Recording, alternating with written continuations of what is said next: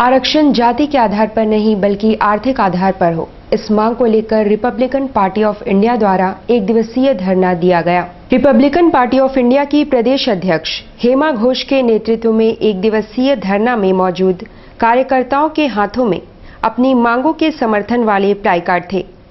हेमा घोष ने कहा कि जातिगत आधार पर आरक्षण से विशेष समूह का ही कल्याण होता, जबकि आरक्षण जाति के आधार पर नहीं आर्थिक आधार पर मिलना चाहिए। हमारे जो भारतवर्ष में आरक्षण का जो सिस्टम लागू है, जो जाति आधार पे है, वो हम लोग इंडिया वन इक्वलिटी के बैनर तले चाह रहे कि ये आरक्षण आर्थिक आधार में हो, ताकि हमारे भारतवर्ष के हर एक जाति के गरीब समुदाय के अंतिम व्यक्ति तक को ये सुविधाएं मिले, ताकि हमको नए भारत बनाने में मोदी साहब को साथ दे।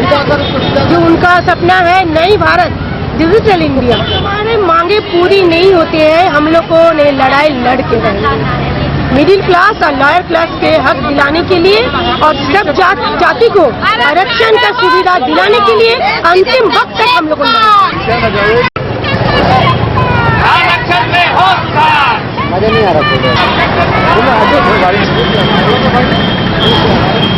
ग्रेजुएट कॉलेज में बुधवार को एनएसएस द्वारा ओरिएंटेशन कार्यक्रम का आयोजन हुआ, जिसमें शैक्षणिक स्तर को ऊंचा उठाए जाने पर बल दिया गया। ग्रेजुएट कॉलेज में बुधवार को एनएसएस द्वारा छात्राओं के लिए ओरिएंटेशन का आयोजन हुआ, जिसमें छात्राओं को बेहतर शैक्षणिक स्तर की जानकारी दी गई। इस मौके पर प्राचार्या डॉक्टर उषा शुक्ला ने छात्राओं का हौसला बढ़ाया और बुलंदियों को छूने के लिए प्रेरित भी किया। कार्यक्रम में डॉक्टर अर्चना सिंह, डॉक्टर सविता मिश्रा व अन्य ने भी अपने विचार रखे। एनएसएस के 3 यूनिट के द्वारा ओरिएंटेशन प्रोग्राम रखा गया है। एनएसएस में जो नए बच्चे का एडमिशन हुआ है और प्रतिवर्ष 50 बच्चों का हम लोग दाखिला इसमें लेते हैं।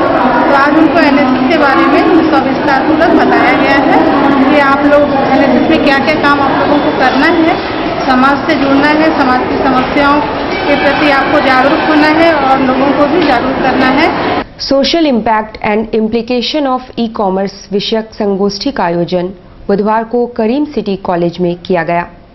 संगोष्ठी में श्रीमती कंचन बाला, प्रीति श्रीवास्तव प्रमुख वक्ता के तौर पर मौजूद थी।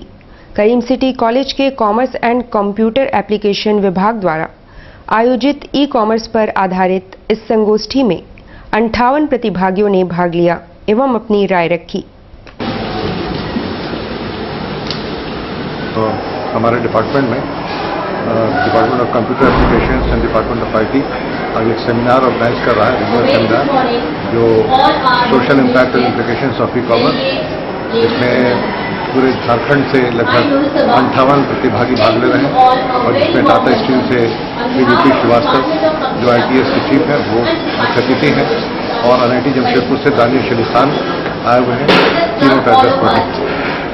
20 मार्च को राज्य के कोने कोने से आए बंगभाषियों का जुटान होगा। मौका होगा एक दिवसीय बंगभाषी सम्मेलन का।